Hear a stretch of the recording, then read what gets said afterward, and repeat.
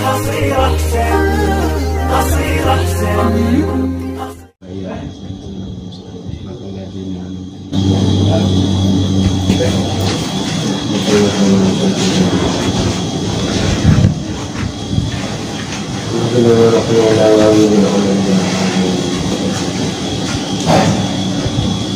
Al-Fatihah.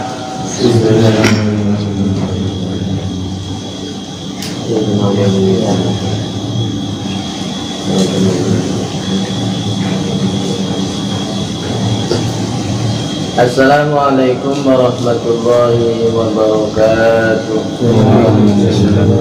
Alhamdulillah wassalatu wassalamu ala Rasulillah Sayyidina Muhammad bin Abdillah wa ala alihi wa sahbihi wa man.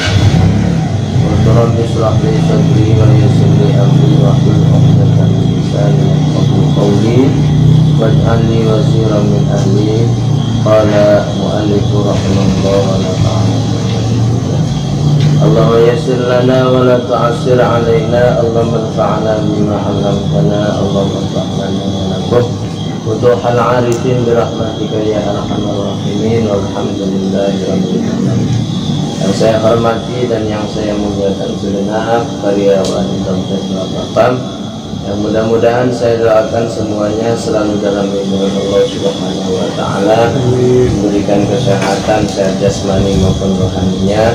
Mudah-mudahan ditambah-tambah keberkahan dan kemuliaannya. Pertama-tama dan yang paling utama, kita memuji bersyukur kehadirat Allah Subhanahu wa taala atas segala nikmat yang telah dikaruniakan kepada kita semua, terutama nikmat yang paling teristimewa, yakni nikmat iman dan Islam. Nikmat sehat walafiat, panjang umur, sehingga alhamdulillah kita semua masih bisa berkumpul pada saat ini setelah kita melaksanakan sholat dhuhur secara berjamaah.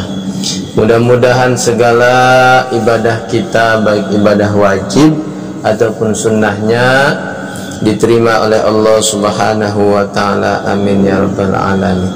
Salawat beserta salam tetap tercurah limpahkan kepada junjungan Nabi besar kita Nabi Muhammad sallallahu alaihi wasallam beserta keluarganya, para sahabatnya, para pengikutnya, atba' tabi'in, khususnya kita semua sebagai umatnya. Mudah-mudahan kita semua mendapatkan syafaatul uzma kelak nanti di yaumil mahsyar. Amin ya rabbal alamin. Bismillahirrahmanirrahim. Wal maqalatul hadiyatu wal 'ishruna. Qala Muhammad bin Ad-Dawri rahimahullah ta'ala. Lan utai ucapan kang kaping 21 iku ngucap sapa Muhammad putra Ad-Dawri rahimahullah ta'ala.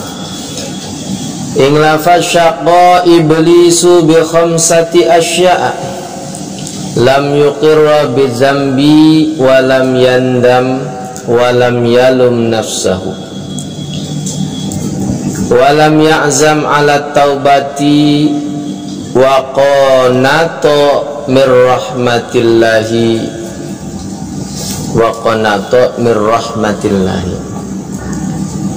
Nah, pengajian pada kali ini kita bahas tentang iblis ya.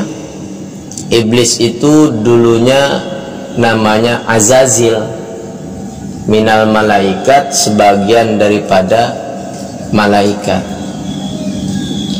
Kenapa iblis dilaknat oleh Allah Subhanahu wa ta'ala dan iblis tergolong ke dalam golongan kafir yang kekal abadi di dalam neraka? Karena ketika ya Allah berkata kepada malaikat yang tertera di dalam Al-Quran surat Al-Baqarah ayat 34, Bismillahirrahmanirrahim. Wa idh qulna lil malaikati isjudu li adama fasajadu illa iblis. aba wastakbara wa kana minal kafirin. Dan ketika kami berfirman kepada para malaikat,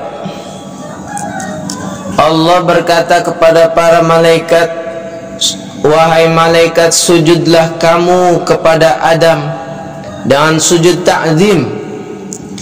Maka para malaikat pun bersujud terkecuali iblis. Terkecuali iblis. Ia menolak dan menyombongkan diri, dan ia termasuk golongan orang yang kafir. Jadi iblis tidak mau sujud takdim kepada Nabi Adam alaihissalam atas dasar perintah Allah subhanahu wa ta'ala. Maka iblis digolongkan ke dalam golongan orang kafir, dilaknat oleh Allah subhanahu wa ta'ala, mendapatkan gelar laknatullah. Nah, maka kata Muhammad bin Ad-Dawri, ya, yang tertera di dalam kitab Nasu'ihul Ibad, syaqa iblisu bi khamsati asya. Iblis cilaka dengan 5 perkara. Yang pertama, lam yuqirra bidzambi.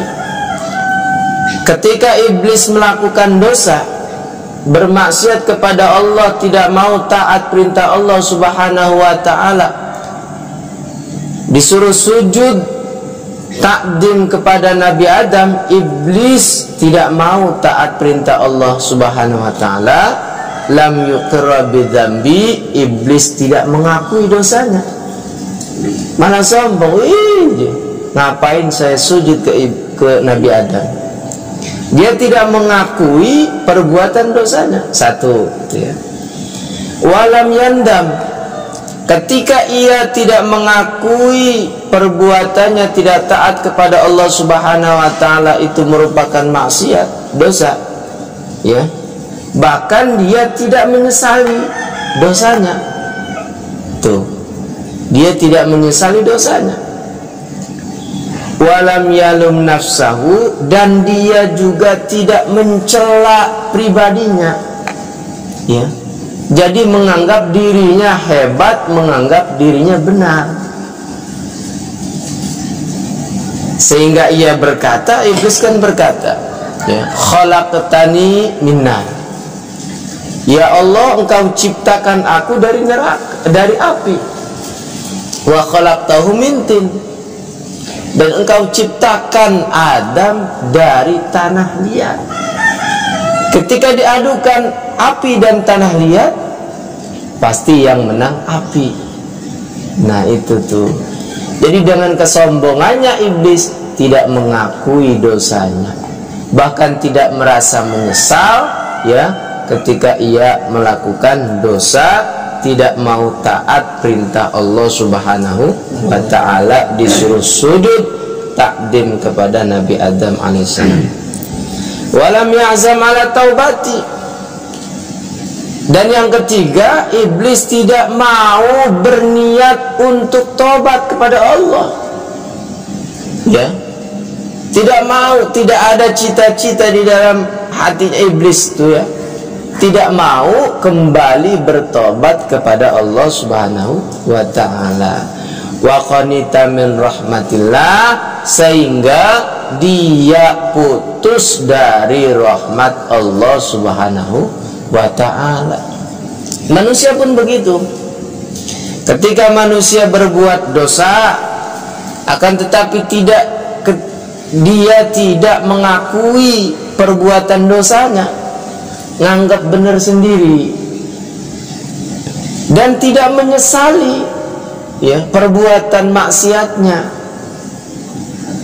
terus membanggakan diri dengan berbuat dosanya, dan tidak ada perniatan untuk kembali kepada Allah dengan jalan taubatan nasuha, ya, maka manusia tersebut nasibnya sama seperti iblis, ya, yang terputus dari rahmat Allah subhanahu wa ta'ala. Tempatnya nanti di neraka, khalidina fiha, kekal selama-lamanya di dalam neraka. Naudzubillah min dzalik.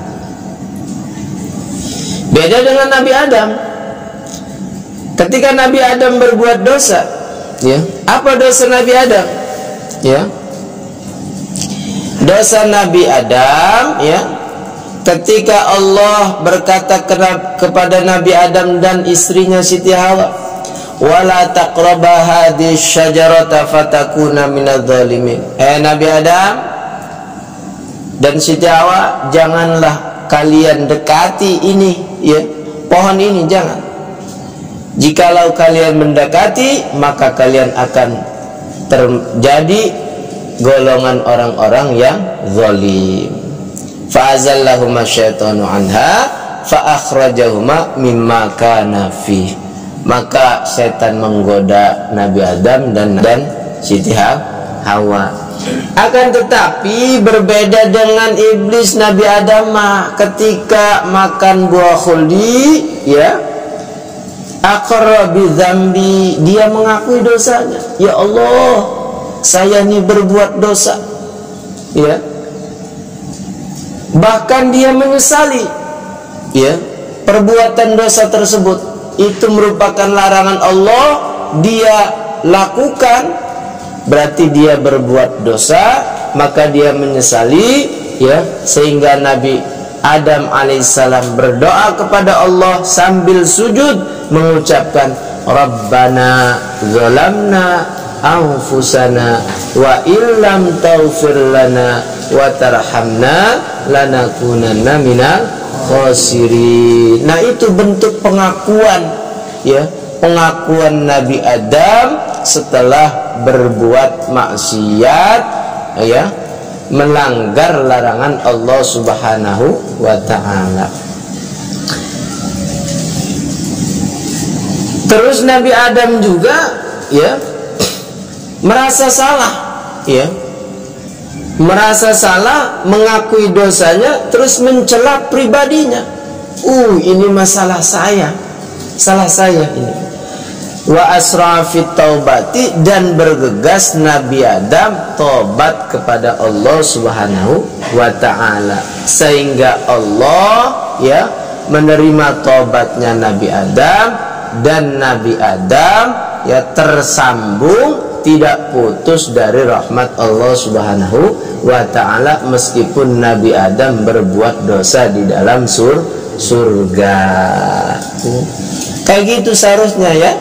Seharusnya ketika kita melakukan dosa, langsung kita nangis ning Gusti Allah, ya Allah, kita ya gawe dosa ning Tuhan, semoga Tuhan, ya Allah, menerima tobatku, ya Allah. Terus ngakeakan sujud, karena kata Sayyidatina Aisyah, ya, di dalam hadisnya, innal abda idza i'tarafa bidzambihi tsumma taballahu alaihi.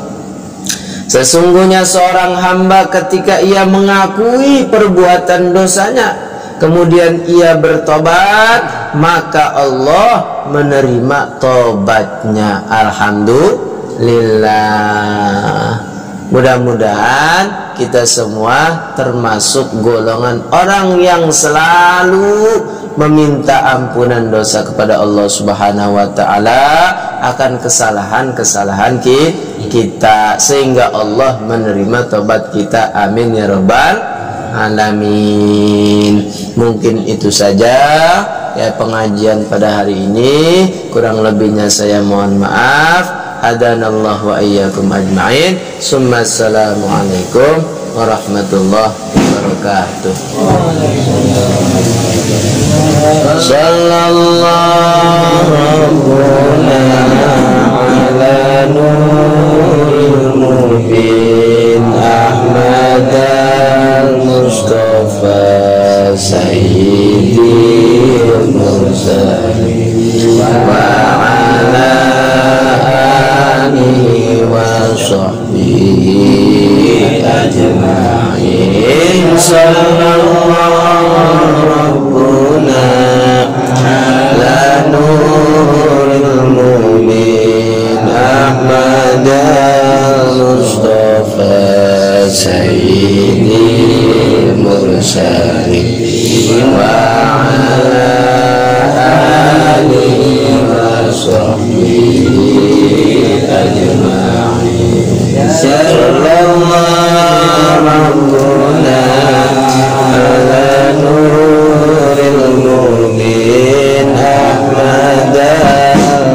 Mustafa Sayyidil Mursalin wa ala alihi wa sahbihi ajma'in. Alhamdulillahi rabbil alamin.